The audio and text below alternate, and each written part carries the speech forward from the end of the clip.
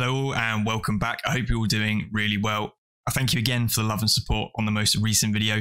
I seriously appreciate it. Some interesting stuff to cover today regarding Hedera, as well as other players in the space like XRP regarding Cbdcs in a sort of white paper that was published by a research company looking at the infrastructure that could be used to help flesh out Cbdcs in the future.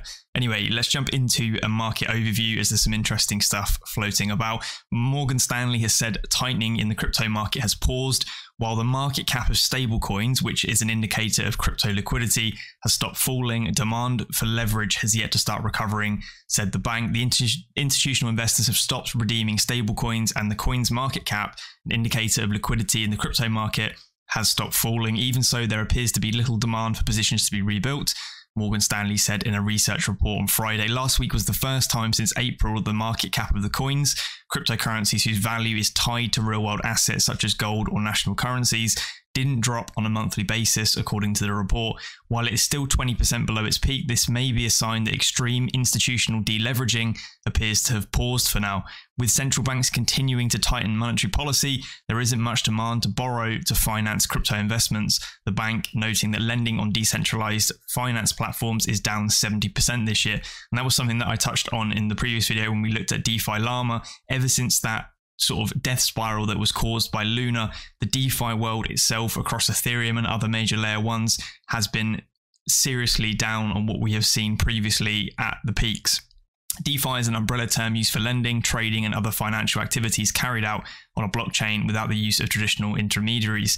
Morgan Stanley says it will be difficult for crypto cycle to bottom without fiat leverage growing or crypto leverage growing. Demand for leverage in the crypto industry remains subdued, and as Ether has rallied, margin calls on crypto borrowers have paused, the note said. The bank notes the redemptions of the stablecoin Tether have also stopped, and its market issuance has actually risen in the last week, increasing 1.7 billion in 10 days. Conversely, the market cap of the USDC coin, the second largest stablecoin, has dropped 2.6 billion since the start of July. The fall in the USDC market cap started ahead of the regulatory change and looks similar to the decline seen earlier in the year between March and May. So it still appears that we've got a risk-off attitude for institutional clients, and a lot of that is being reflected as the numbers that you see in the decentralized finance ecosystems at the moment. We are still massively down on the positions we'd seen previously, but of course we have much less liquidity in the markets. If we look at total market cap perspectives, previously we'd seen all-time highs of 2.5 trillion US dollars, and at the moment we're struggling to maintain that 1 trillion US dollar market cap for all cryptocurrencies. So well under half of what we'd seen previously, and of course that is being reflected in things and places like DeFi ecosystems. Unfortunately as well, September has never traditionally been a very good year for month for cryptocurrencies, and to be honest, what tends to rhyme in the past will rhyme again in the future. So it appears that we will be seeing some more pressure over the next 30 to 40 days or so as we wind through August and into September. However, this is still a great time to build those positions in this sort of bear market if you are looking for long-term plays. Of course, make sure you're doing your own financial research, you're taking profits along the way, and you're never over investing and putting money in that you cannot afford to lose. It's something that you should definitely live by.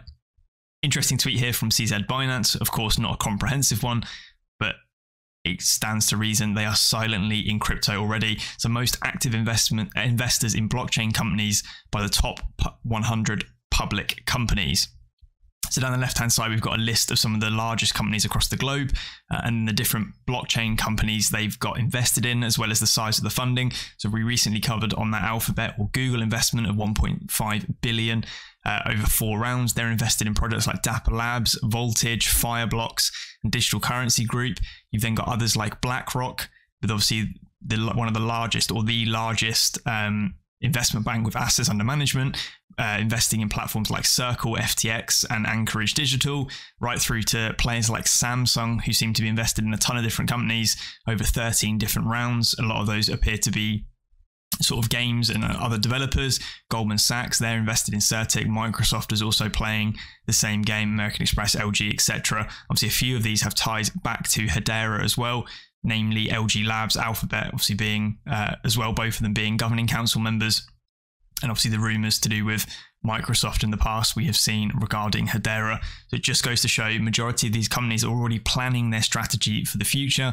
They are busy investing capital where they see fit in order to take advantage of the transition from Web 2.0 to Web 3.0. But not only that, to leverage a lot of this DLT infrastructure that is going to be running probably majority of the financial systems as time goes on. That move from traditional finance across to things like decentralized finance and taking advantage of those less frictional services. Not only that, we can see the Samsung Securities has applied for preliminary approval to establish a cryptocurrency exchange in South Korea. We said before about how the APAC, Asia Pacific regions, countries like New Zealand, Australia, South Korea, are heavily investing in cryptocurrencies. Australia seem to be doing incredibly well when it comes to crypto adoption and are getting a lot of the regulatory information in order, as well as enabling general retail and institutional clients to be able to take part in the cryptocurrency markets. South Korea are doing the same thing. They are on the bleeding edge of adoption and they are continuing to push forward the industry. And Samsung here obviously wants to get on board as well. We can also see 7 large traditional brokerages in South Korea plan to launch their own crypto exchanges next year.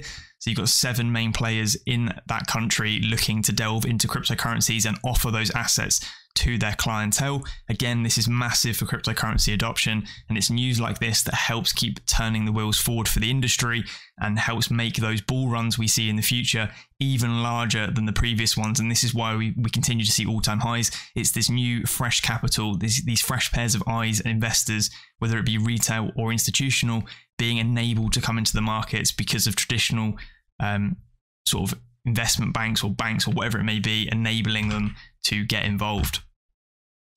If we flick over then to some Hedera related news, I wanted to talk about 𝗟𝗚𝗙𝗏, so obviously an NFT project. This was an update from Will post in the Discord server. I thought I'd share it because I know not everyone is part of the Discord server, and it's regarding some information around Drop 3, as well as some different concerns about NFTs in general on Hedera at the moment. Obviously, they've seen a lot of attention recently. So 𝗟𝗚𝗡 has been building some crazy stuff recently, and once the upgrades for the launchpad are completely ready, they'll be giving exact details for Drop 3 shortly after. Until then, here's a brain dump on a few topics. If you have thoughts or feedback on any of these, let's chop it up in the chat. Feel free to DM any team members. The first one being the Drop 3 supply. Many people have been asking for an increased supply. Been requests for that, mostly because 500 units will not be enough to meet demand. We'd seen previously they sell out within literally seconds to minutes. While there's enough demand to mint well over 500 ghosts, what we're trying to read is how many new collectors want to join in and stick around because they're interested in the project. We're going to sound like a broken record, but growing a wide base is a big priority for us for a few important reasons. Someone shared some stats recently that in the past 30 days, there have been 2,500 active wallet addresses that made a transaction with NFTs. Other sources have suggested the figure of purchases is close to 3,800. We'd like to see the numbers in general of the Hedera community grow a decent amount more before considering larger drops. Luckily, ghosts don't get tired, so marathons are cool. Botting concerns as well. I've seen many people talk about this, particularly on other collections, not just 𝗟𝗚𝗏𝗡 themselves. There was an active bot at the last mint, and we've gotten word that there is likely even more to come in the next one. This is unfortunately a standard thing. Obviously, people are looking for arbitrage opportunities to mint as many of these NFTs as they possibly can. And by using bots, that enables them to do so, to then resell them on the secondary markets. This was rife in the Binance Smart Chain markets a couple of years back, and I'm sure it's the same on other layer zeros like Solana and Ethereum. Even on networks with the mature anti-botting software, you get a lot of the supply lost to bot activity. This has prompted us to revisit a few things. We liked having open mints, i.e. no whitelists, and low mint prices for a few reasons. Unfortunately, both of these incentivize botters to grab a large portion of the supply for very little. Overall, we plan to be flexible with the project and make changes when conditions require it. With that in mind, we're looking to have an ongoing discussion about the pros and cons of various approaches which mitigate the impact of bots. A few of those topics are mentioned below. So things like whitelists. So we decided against using whitelists because we wanted our 𝗟𝗚𝗏𝗡𝗏s to be open to everyone, and also didn't want people to feel like they had to grind or jump through hoops to mint a ghost, which I agree with. When it comes to bots though, whitelists can be an effective way to reduce their impact. With that in mind, we're going to explore ways that we could potentially use whitelists as a tool, but with the same spirit of keeping things fair and as low hassle as possible. So we may see some low level forms of whitelists come in the future for 𝗟𝗚𝗏𝗏𝗡s as a means solely to combat bots scooping up majority of the supply. And I completely believe in what Will and the team are saying here, in the fact that they will keep it sort of low maintenance in order to get onto these whitelists. And I'm sure they won't go OTT. They've been completely transparent right from the beginning, before the project even took off, and they've been true to their word. Drop pricing as well. So for a number of reasons, our strategy has always been to keep the mint prices low. After our last drop, we've explored increasing prices for a few reasons. One, a large disparity between the mint price and the market price incentivizes botting, i.e. you buy a ghost for a few hundred Hbar and then people are reselling them for 10,000 Hbar. Obviously that arbitrage opportunity is why people are botting to scoop up that supply. Two, the opportunities we see for the project have expanded in our minds. Getting to a point where we can work on this full time is how we think we'll be able to accomplish the most, is something we're excited about, and expediting that on our roadmap is something we're strongly considering. So we may see some drop price increases, which is completely understandable. And then the 1 in 5 ghost announcement, they are looking to still give information on that 1 in 5 dynamic drop, 1 in 5 dynamic trait before drop 3, and they'll be doing that shortly, so stay tuned in the Discord server. And that's obviously if you own a 𝗟𝗚𝗚𝗏𝗡𝗏𝗏 Ghost Club from drop 2. Some of them had some features that would be revealed in the future, and that's what they're referring to. Anyway, hopefully that gives you an update on what's happening over at 𝗟𝗚𝗏𝗏𝗏. It looks like a drop 3 will be coming soon. There may be some changes, and I will cover that in the future. We can also see here they just hit over 4,460 followers. Asked some people to unfollow to get to 4,444. Thought I'd share that. You don't see many NFT projects asking people to unfollow so they could get a cool screenshot. Anyway, jumping across to some slightly more serious stuff then. So whether you hold it or flip it, smart domains are about to turn the world of NFTs upside down, starting with Hbar. So obviously web23.hbar, they are gearing up for an announcement as to what it seems. Of course, I mentioned previously that they have been running an alpha pilot at the moment, so closed group testing to ensure that their smart contracts and different things are working. I believe it's going to be similar, and obviously they're doing this via the use of the Hedera token services for things like NFTs, which relate back to the Hbar domains. You'll be able to mint those domains. You sort of get an NFT to show proof of ownership. There will be obviously like renewal fees, etc. And then you can repoint those .hbar domains to Web 2.0 surface domains, so like a traditional website. And then use those in conjunction with one another, as well as we'd seen the features previously for the .hbar domains to be mapped to wallet addresses. So you could type in, x.hbar and then send hbar directly to x.hbar, for example, without having to know their actual wallet address. So it's like a shorthand form of that. Really exciting stuff. And obviously I'll be covering that very closely when it does go live. Now, wanted to focus on this really interesting thread sort of published by, or comments published by Hbar to the Moon regarding a thread from Charles Hoskinson. So members-based organization, i.e. like a Hedera governing council, it is mind-blowing how forward-thinking Lehman and Mance were when they decided to form a council comprised of reputable companies and organizations when the whole crypto world was acting like a wild, wild west. And of course, Hedera has come under a lot of fire in the past, and they still do, about the governing council, and obviously people call it centralized. And as time goes on and the layers get peeled back, people are realizing it is far from centralized. It is probably one of the most decentralized cryptocurrency or DLTs that actually exist currently. And here's an interesting thread from Charles Hoskinson talking about this. And obviously Charles Hoskinson is the creator of Cardano. So now that I've had some time to reflect on the last 48 hours, I'd like to say a few things. First, the backbone of Cardano as a useful protocol is the SBO community, rough road for everyone over the last few years, given that the infrastructure needs and experiences haven't been as good as what they need to be. I've wanted to partial delegation, conclave, PubSub, much better documentation and support channels for years, and have pushed everyone to their limits to move in the direction, including investing tens of millions of dollars in development. Secondly, with billions of dollars of hacks in the industry, on-chain governance and secure smart contracts is hard.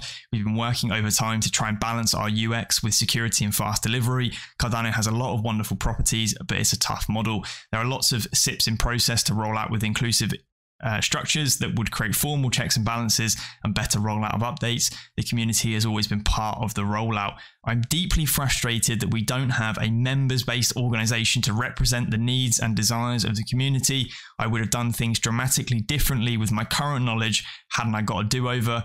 It's being fixed now, but it takes time. So that is the founder of Cardano basically saying that he wishes he had something in place like what Hedera currently does in order to represent the needs and desires of the community, and it be run through a members-based organization. So there we go. We have a sort of like for like comparison there of the different structures and why he's now saying it would have been better for him to take the approach that Hedera initially took, and then the path to decentralization becomes clear with node operators increasing over time in order to help keep the network secure. Really interesting thread. Another interesting thread here from Hedera that I missed in the previous video, but it's to do with their quarterly live stream, but I wanted to scroll down and look at some of the bottom stuff. So the source code has been open for review on GitHub. So this is regarding the Hedera source code, GitHub for years, and we announced our plans to open source the Hedera network code as part of our pathway to further decentralization. And they are now pleased to announce that on August the 5th, the GitHub repository for the Hedera platform code was updated to the APACHE 2.0 license. This means that the Hedera platform code is now available as open source. This is a huge milestone for the project. Then we can see here now to be used by network participants to pay the fuel costs required to make the shared infrastructure. This is obviously referring to Hbar, and to be used by network participants to secure the integrity of consensus network through staking to mainnet nodes. There is no firm date at which all Hbar will be in circulation. A lot of the supply continues to be fund allocating, but that date is pretty far off. So two good things there is obviously they're talking about the circulating supply of Hbar, and they're using a lot of that to help fund the network, as well as, you know, increase development. And obviously the Hbar Foundation goes hand in hand or tandem with that sort of goal of theirs. And obviously the second one being the open source nature of Hedera is obviously being updated to the APACHE 2.0 license, which is again great for exposure of Hedera, and it further shows that they are moving towards that decentralized model that we'd seen previously. Right, rounding the video off, I want to look at this interesting tweet from 𝗟𝗚𝗡𝗏𝗏𝗏, and it's why I alluded to at the beginning of the video. And he mentions Boom, Ripple and Hedera, CBDC design and implementation, defining the CBDC landscape, collaborating with transaction infrastructure and end-to-end solution providers. So this is a article or sort of a white paper or light paper that was presented at the Currency Research and Lipis Advisors sort of meeting, which was a practical guide to CBDC design and implementation by Currency Research. And it's quite a long paper. I will link in the description below for you guys to look at, but it compares some different technologies that could be used for CBDC development and some of them that are currently taking place. So we can see at the moment, obviously, many of these different providers do have solutions being built on at the moment. Obviously, you see MTech there, which I've discussed many times on the channel in the past, which is obviously using Hedera for a sandbox for CBDC development. And we can see the CBDC technology solutions and infrastructure providers that currently exist.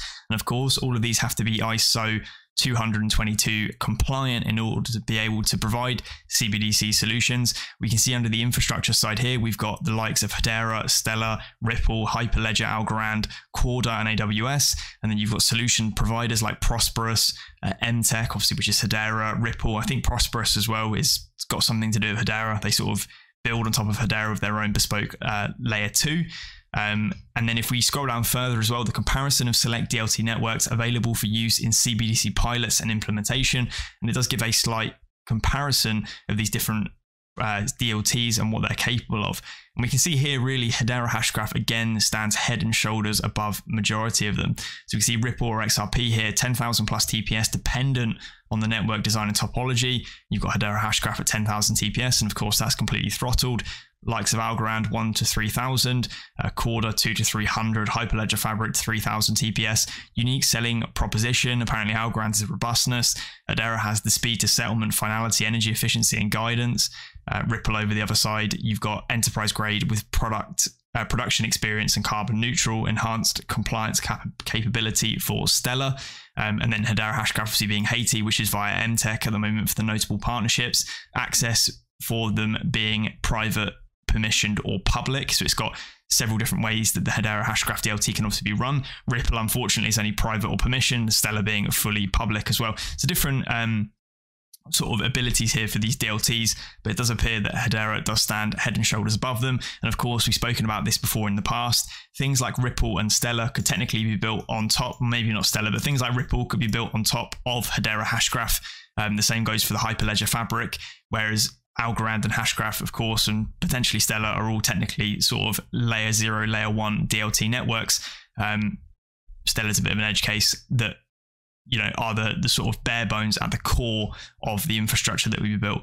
Here we can see as well an example full stack CBDC solution. Obviously, this is what they're kind of going for. And then the comparison of a full stack CBDC infrastructure solution. So for example, MTech here, obviously using Hedera, can integrate with centralized and DLT based infrastructures using that Hedera consensus service. We can see they're 222 ISO compliant, payment programmable, yes, offline payment support, yes, mobile wallet support, yes, proof of stake support, yes, testing at sandboxes, yes, partnership countries, Bahamas and Haiti. So the common takeaways from CBDC end-to-end solution analysis is that ISO 20022 interoperability is of course important, mobile wallet support is crucial, proof of stake support, have access to sandboxes and testing environments, and then the areas of differentiation, specific infrastructure layer that can be used with the solution, type of programmable payment supported, offline payment capabilities, number of past implementations, experience running enterprise production payment network, and the sustainability approach are all important as to why a CBDC will be built using a particular stack as opposed to another one. It's less so about the capabilities of each of the stacks, it's more about the areas of differentiation and integration for the particular areas in which they want to sort of embed themselves into those CBDCs. So what we can see here, there are limitations or trade-offs of using a particular network or solution that exists today may only be fleeting. Central banks must therefore be vigilant in terms of who is active in the market, how solutions are evolving, and which vendors best meet their needs. But what we can see is that the likes of those ISO 20022 compliant cryptocurrencies, Hedera, XLM, XRP, Quant, etc., are going to be pivotal in the future for CBDC development, and a lot of them will stand to benefit greatly from CBDC rollout as time goes on, and it's something that you may want to pay attention to. Anyway, hopefully you guys enjoyed this video. If you did, drop a like, leave a comment if you've got something to say, and I'll catch you in the next one. Cheers.